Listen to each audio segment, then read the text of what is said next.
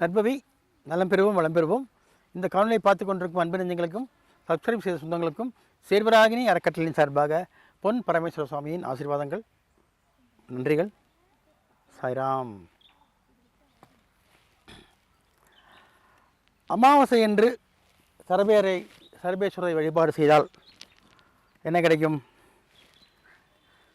அதான் ஒவ்வொரு ரீதியாக சொல்லிட்டு வரேன்னு சொன்னேன்ல, அது முக்கியம். இப்போது ஏன்னா இரவு பகல், இரவு என்பது அமாவாசை, பகல் என்பது பௌர்ணமி. இப்போ இரவில் நம்ம சாமி கும்பிட்றோம். என்ன இரவு? அமாவாசை ஒரு இருட்டான நாள் தானே, நம்ம தான் பகலாக நினைக்கிறோம். ஆனால் இன்றைக்கி இருட்டு தான், இரவு. ஸோ இரவுக்குள்ளே நம்ம என்ன பண்ணுறோம்? கண்ணை திறந்து சாமி கும்பிடணும். பகல்லையும் கண்ணை திறந்து சாமி கும்பிட சொன்னேன். அப்போ இந்த அமாவாசை அன்று என்ன கிழமையாக இருந்தாலும் சரி, உச்சி பொழுது மத்தியான நேரத்தில், அதாவது 11 to 12 இந்த ஒரு மணி நேரம் தான் உச்சி பொழுது.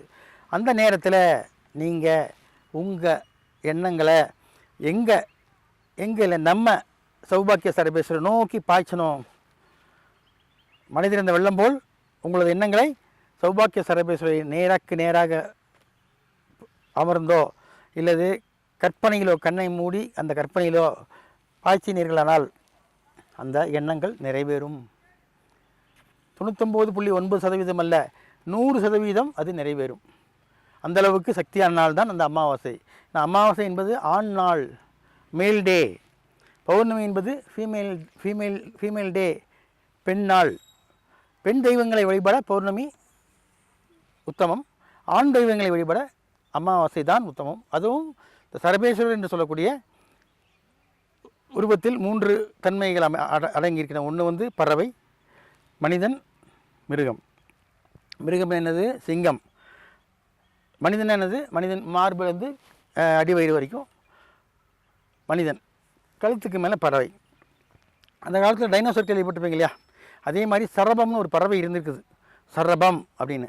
அது பார்த்திங்கன்னா 10 மீட்டர் உயரம், 10 மீட்டர் அகலம் இருக்குமா. அதோடைய முகம் பார்த்திங்கன்னா யாழி. நீங்கள் சிவன் கோயிலில் யாழி பார்த்துருப்பீங்க இல்லையா? யாழி, அந்த யாழி அதுவும் ஒன்று தான்.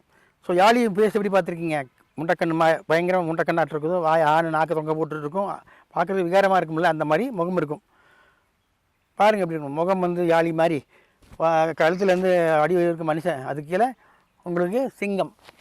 இதெல்லாம் சேர்ந்த ஒரு உருவமாக அந்த அவதாரம் இருப்பதனால தான் அந்த அமாவாசை என்று எல்லா சக்தியோட மீறின சக்தி நம்ம சர்வேஸ்வருக்கு இருக்குது. அதை பயன்படுத்த யாருக்கும் தெரியல. நிரம்பி வழிஞ்சிக்கிட்டு இருக்கு, கீழே வேஸ்ட்டாக போகுது தண்ணி. அதை யாருமே எடுத்து குடிக்கிறதும் இல்லை, உபயோகப்படுத்துறதும் இல்லை. அதுக்கு தான் சொல்கிறேன், சொல்லுவாங்க இல்லையா, கடை விரித்தேன் கொள்வார் இல்லைன்னு. இப்போ நான் எல்லாம் உங்களுக்கு சொல்லிட்டு தான் இருக்கிறேன். யாருக்கு விதியோ யாருக்கு பிரார்த்தமோ வாங்க, முயற்சி பண்ணுங்கள், தேவையானவற்றை எடுத்துகிட்டு போங்க. ஏன்னா அல்லெல்லாம் குறைய போகிறதில்ல, இறக்கி இருக்கிறது தான் ஊற போகுது. எனக்கு இல்லையே நான் நினைக்க மாட்டேன். நீங்கள் எடுத்துகிட்டு போனால் எனக்கு இன்னும் நீங்கள் 10 லிட்டர் எடுத்து போனால் எனக்கு 20 லிட்டர் தண்ணி வந்துடும், ஏதோ ஒரு விதத்தில் வரும். இதுதான் எல்லாமே கிவ் அண்ட் டேக் பாலிசி தான். அப்போது இந்த சர்வேஸ்வரன் நீங்கள் அமாவாசை அன்றைக்கி வழிபாடு பண்ணிங்க, திரும்பவும் சொல்கிறேன், உங்கள் ஆசைகள் நிராசையாக மாறும். அப்படின்னு என்ன நிராசைன்னு என்ன? ஆசை பூர்த்தி ஆகிட்டுன்னு அர்த்தம். திருப்பி அதை பற்றி நினைக்க மாட்டீங்க. போதுமே, இதுக்கு மேலே என்ன வேணும்? இப்போ நீங்கள் ஒரு கார் வாங்கணும் முடிவு பண்ணிட்டீங்க, பென்சின் முடிவு பண்ணிட்டீங்க, பென்சு கார் உங்களுக்கு வாங்கிட்டீங்கன்னா அதுக்கப்புறம் மேற்கொண்டு ஆசை வருமா? ஏன் பொதுவாக வராது, சில பேருக்கு வரும். அதுக்கு பேர் பேராசை. அது தப்பு இல்லை, அது அவங்க பிராப்தக்கிரமாக நல்லா இருந்துச்சுன்னா அது பேராசையும் நிறைவேறும். அதாவது கொடுக்குறதையும் கொடுத்துக்கிட்டே தான் இருக்கும், நிறுத்தாது. ஏன் தெரியுமா? உன்னை பார்க்கும், நீ எந்த அளவுக்கு இருக்க, உனக்கு உன்னுடைய இடம் என்ன தான் நினைக்க போகிற.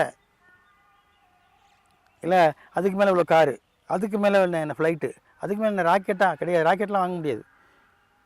ஏன்னா சார்ட்டர்ட் ஃப்ளைட்டில் போகலாம், தனி ஃப்ளைட்டில் போகலாம். ராக்கெட் வாங்க முடியுமா? வாய்ப்பு இல்லை ராசா. அப்போ தான் முக்தி நிலைக்கு நீ போவ.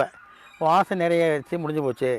அப்போது எண்ணங்கள் ஒரே மாதிரி இருக்கக்கூடிய நாள் என்றைக்குன்னா அமாவாசை என்றைக்கும் பௌர்ணமி என்றைக்கும் மட்டும் எண்ணங்கள் ஒன்றாக நாம் ஒரே மாதிரி நினைத்து கொள்ள கூட வேணாம், ஆட்டோமேட்டிக் நடக்கும். அது நல்லா கவனிச்சிங்கன்னா அமாவாசை பௌர்ணமிக்கு கடலில் அலைகள் அதிகமாக இருக்கும், நீரோட்டம் ஆற்றுல வேகமாக போகும், பூமியின் புவியீர்ப்பு சக்தி அதிகமாக இருக்கும். இத்தனைக்கும் காரணம் என்ன? மேலே இருக்கக்கூடிய ஒருத்தன், பிரபஞ்சம் சொல்கிறோம் இல்லையா, அதுதான் யூனிவர்ஸ். என்ன வேணால் செய்யும், எப்படி வேணால் செய்யும். அது கூட நம்ம பேச ஆரம்பிக்கணும், அவ்வளோதான். எப்படி பேசுகிறதுங்களா இன்னொரு எபிசோடில் சொல்கிறேன். ஸோ இந்த அமாவாசை வழிபாட்டில் என்ன கிடைக்குங்கிறது சொல்லிட்டேன். ஆகவே முயற்சி பண்ணுங்கள், வாழ்க்கையில் எல்லா வெற்றியும் பெறுங்க என்று சொல்லிக்கொண்டு விடைபெறுகிறேன். சாய்ராம்.